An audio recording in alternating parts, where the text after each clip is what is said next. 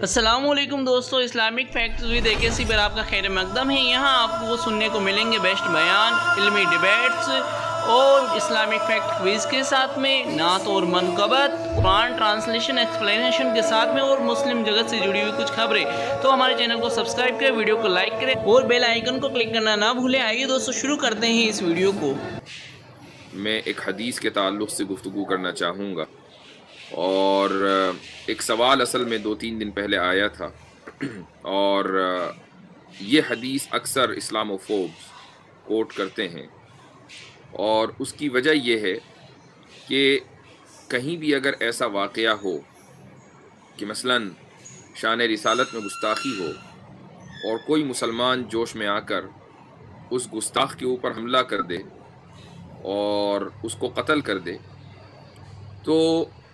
یہ مسئلہ اٹھتا ہے کہ کیا واقعی ایک مسلمان کے لیے یہ جائز ہے کہ وہ گستاخی ہوتا ہوا دیکھے اور وہ قانون اپنے ہاتھ میں لے، اور قانون اپنے ہاتھ میں لے کر وہ اس گستاخ کو واصل جہنم کر دے؟ کیا یہ ایک مسلمان کے لیے جائز ہے؟ ہمارا یہ موقف کنسسٹنسی کے ساتھ رہا ہے، اور یہی موقف دراصل اہل سنت والجماعت کا ہے، فقہا کا ہے، محدثین کا ہے، اور یہ موقف یہ ہے کہ کسی بھی انسان کو قانون اپنے ہاتھ میں لینے کی اجازت نہیں ہے۔ یعنی ہم بلاسفیمی کی سزا کے خلاف نہیں ہیں، لیکن ہم بلاسفیمی کو پبلک انٹرپرائز بنانے کے بھی خلاف ہیں کہ پبلک اپنے حساب سے فیصلہ کرے کہ کس کو مارنا ہے کس کو نہیں مارنا۔ یہ چیز غلط ہے، یہ چیز حکومت کے طے کرنے سے ثابت ہوتی ہے، عدالت کے طے کرنے سے ثابت ہوتی ہے۔ جس طریقے سے کوئی بھی جرم عدالت میں ثابت ہوتا ہے، تو ایسے ہی یہ جرم بھی عدالت میں ہی ثابت ہوگا، اور عدالت ہی فیصلہ سنائے گی جو بھی اس کو فیصلہ سنانا ہے اس کو۔ مثلا انڈیا اور پاکستان میں جو قانون ہے بلاسفیمی کے تعلق سے، مثلا اگر آپ کسی کے مذہبی جذبات کو اگر آپ ٹھیس پہنچائیں تو 2 یا 3 سال کی سزا ہو سکتی ہے۔ انڈیا اور پاکستان میں یہ قانون ہے جو برٹش دور کا ہے، تو چاہے وہ ہو یا یہ کہ کسی اسلامی حکومت میں مثلا سزائے موت ہو، لیکن جو بھی طریقہ کار اختیار ہوگا وہ عدالت کے ذریعے ہوگا۔ وہ انسان یا کوئی مسلمان، کوئی فرد اپنے اختیار سے قانون نافذ نہیں کر سکتا۔ یہ ہمارا موقف صرف میرا موقف نہیں ہے بلکہ اہل سنت والجماعت کا یہی موقف ہے۔ اب جب ہم یہ بات کہتے ہیں تو فوراً ایک حدیث نکال کر لائی جاتی ہے، اور یہ ثابت کیا جاتا ہے کہ نہیں، صحابہ کرام رضی اللہ عنہم کے زمانے میں بھی ایسا ہوتا تھا کہ کسی صحابی نے مثلاً کوئی گستاخی ہوتے ہوئے دیکھی، اس نے تلوار نکالی اور سامنے والے کا سر قلم کر دیا، تو اور آپ صلی اللہ علیہ وسلم اس کے اس عمل کو معاف کر دیتے تھے۔ تو یہ کیا بات ہوئی؟ ایک طرف آپ یہ کہتے ہیں کہ یہ کام حکومت کا ہے، اور دوسری طرف وہاں عام لوگ قانون اپنے ہاتھ میں لے رہے تھے اور لوگوں کو قتل کر رہے تھے، اور ان کے اس عمل کو معاف کیا جا رہا تھا۔ تو اس تعلق سے ایک حدیث پیش کی جاتی ہے، میں وہ حدیث آپ کی اسکرین پر لا رہا ہوں، جسٹ اے سیکنڈ۔ یہ حدیث دراصل یہ ایک آرٹیکل ہے، عربی میں ہے، اور میں چاہتا ہوں کہ اس آرٹیکل کے کچھ حصے آپ کو پڑھ کر سنا دوں۔ سب سے پہلے تو حدیث دیکھ لیتے ہیں، اور وہ حدیث یہ ہے، یہ دیکھیں کہ ابو داود کی یہ حدیث 4361 ہے، یہاں پر یہ لکھا ہوا ہے، اور اس کے الفاظ یہ ہیں کہ ان اعمى كان على عهد رسول اللہ صلی اللہ علیہ وسلم، کہ ایک رسول اللہ صلی اللہ علیہ وسلم کے زمانے میں ایک نابینا تھے، اور وکانت لہو ام ولد، اور ان کی ایک باندی بھی تھی، وکان لہو منہا ابنانی، اس باندی سے ان کے 2 بیٹے تھے، وکانت تکثر الوقیعۃ برسول اللہ صلی اللہ علیہ وسلم، یہ جو باندی تھی یہ رسول اللہ صلی اللہ علیہ وسلم کی شان میں بہت کثرت سے گستاخی کرتی تھی، وتسبہ، گالیاں دیتی تھی، فیسجرها، جو صحابی تھے وہ اس کو روکتے تھے،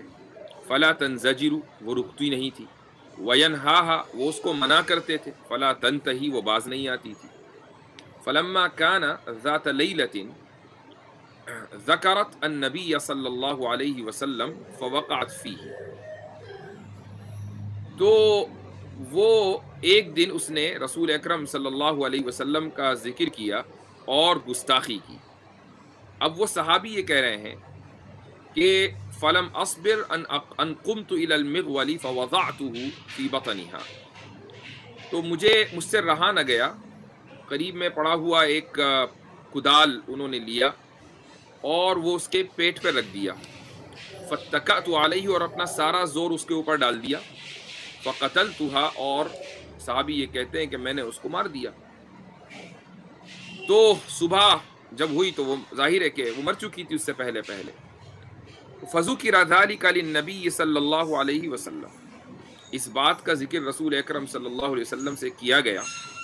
کہ بھئی ایک عورت کا قتل ہو گیا ہے رات میں۔ فجمع الناس، آپ علیہ الصلوۃ والسلام نے لوگوں کو جمع کیا۔ وقال انشد اللہ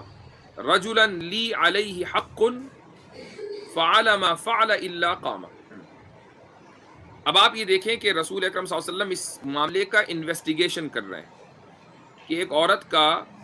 قتل ہوا تو کیوں ہوا، اور آپ نے خدا کی قسم دے کر یہ کہا کہ اگر کسی شخص نے، جس شخص نے بھی یہ کیا ہے، وہ کھڑا ہو کر سامنے آ جائے۔ فَأَقْبَلَ الْأَعْمَى يَتَدَلْدَلُ، تو یہ جو نابینا صاحب تھے یہ گھبراتے ہوئے اور ہچکچاتے ہوئے بلکہ کپ کپاتے ہوئے یہ آپ علیہ الصلوۃ والسلام کے قریب آئے اور کہا کہ یا رسول اللہ انا صاحبها، میں اس باندی کا مالک ہوں، کانت ام ولدی، وہ میری باندی تھی، وکانت بی لطیفتن رفیقتن، اور ایسا نہیں ہے کہ وہ میرے ساتھ کوئی بدتمیزی کرتی تھی، میرے ساتھ وہ حسن سلوک کرتی تھی، اچھی رفیقہ تھی۔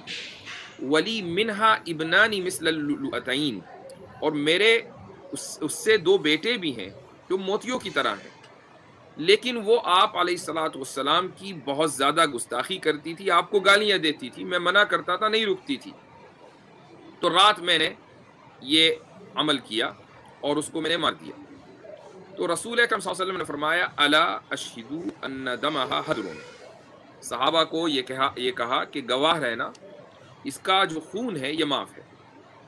آپ علیہ الصلوۃ والسلام نے اس کا خون معاف کر دیا۔ اچھا، میں آگے بڑھنے سے پہلے ہمارے ساتھ اس وقت جڑے ہیں عامر حق صاحب۔ السلام علیکم ورحمۃ اللہ، کیا حال چال ہیں؟ وعلیکم السلام ورحمۃ اللہ وبرکاتہ، اللہ کا شکر حضرت، آپ سنائیں، سب خیریت، سب ٹھیک؟ الحمدللہ الحمدللہ۔ اچھا، اس حدیث کے تعلق سے سب سے پہلے اگر کوئی صاحب یہ کہیں کہ نہیں جی حدیث ضعیف ہے، ثابت نہیں ہے، فلاں ٹھیکا، ان سب کی کوئی ضرورت نہیں ہے۔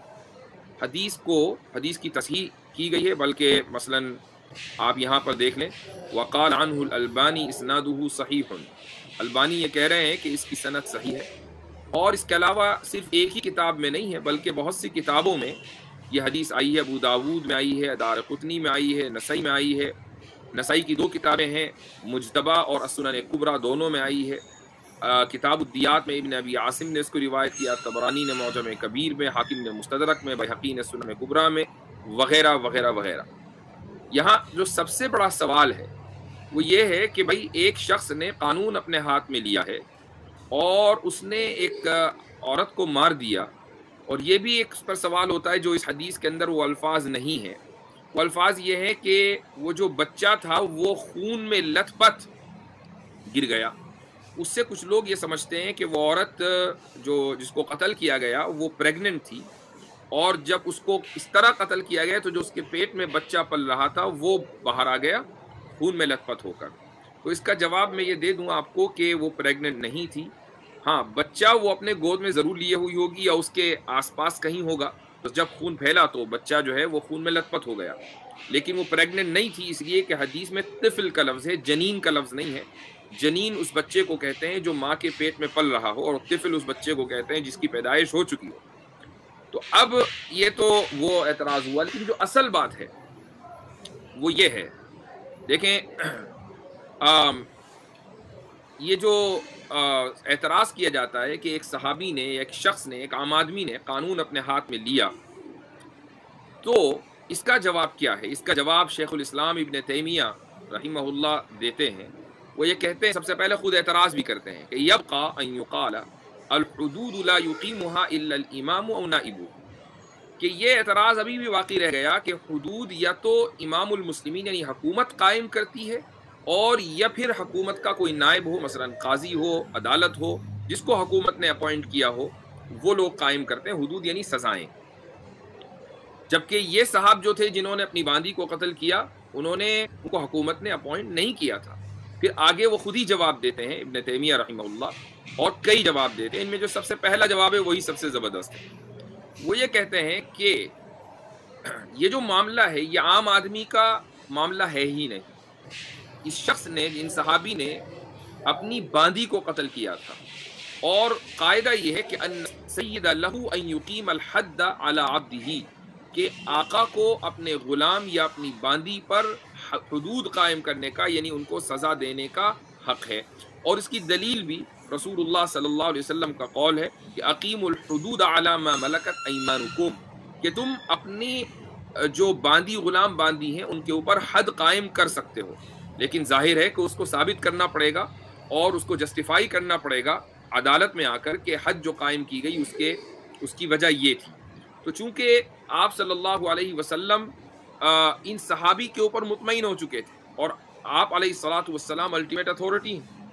وہ جس کے اوپر اطمینان کا اظہار کر دیں وہ شخص قابل اطمینان ہے، اور جس کے اوپر اطمینان کا اظہار نہ کریں وہ شخص قابل اطمینان نہیں ہے. اس کی وجہ یہ کہ ہم آپ علیہ الصلاۃ والسلام کے اوپر ایمان لائے ہیں، وہ اللہ کے رسول ہے، صرف ہیڈ آف دا اسٹیٹ نہیں ہے. تو انہوں نے ان صحابی کے اوپر اطمینان کا اظہار کیا، اور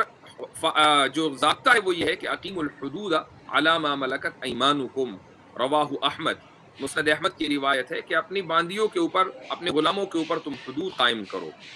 تو یہ مسئلہ اگرچہ بعد میں چل کر فقہا میں اس کے تعلق سے اختلاف ہوا ہے، لیکن پوائنٹ یہ ہے کہ یہ کم سے کم ایز اے مسئلہ، بطور مسئلہ یہ حدیثوں کے اندر اور فقہی کتابوں کے اندر ملتا ہے. تو یہ جب ان صاحب نے اپنی باندی کو قتل کیا تو وہ حدن یعنی سزا کے طور پر قتل کیا، اور ان کو یہاں خود اسلامی حکومت اور اسلامی گورنمنٹ نے دیا تھا. ایک جواب تو انہوں نے اس کا یہ دیا ہے. دوسرا جواب بھی بڑا یعنی لاجیکل ہے، اور وہ یہ ہے کہ ان ذالک اکثر ما فیہ انہ افتئات علی الامام، کہ اس واقعے میں زیادہ سے زیادہ کیا ہوا، یہ ہوا کہ انہوں نے امام المسلمین یا حکومت سے آگے بڑھ کر ایک اقدام کیا جو حکومت کو کرنا چاہیے تھا. قانون کی خلاف ورزی ضرور ہے،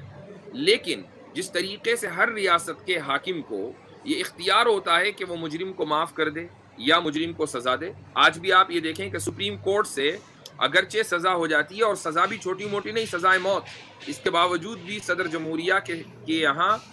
رحم کی اپیل کی جاتی ہے کہ معاف کر دیں، اور ایسا بہت سی مرتبہ ہوتا ہے کہ اس کو معاف کر دیا جاتا ہے. آپ یہ دیکھیں کہ راجیو گاندھی کے قاتلوں کو، کہ جنہوں نے راجیو گاندھی کو، جو کہ ملک کے فارمر پرائم منسٹر تھے، جب ان کو قتل کیا گیا تو کیا صدر نے ان کے قاتلوں کی رحم کی اپیل کو یعنی کنسیڈر نہیں کیا؟ اسی طریقے سے بہت سارے واقعات ہیں.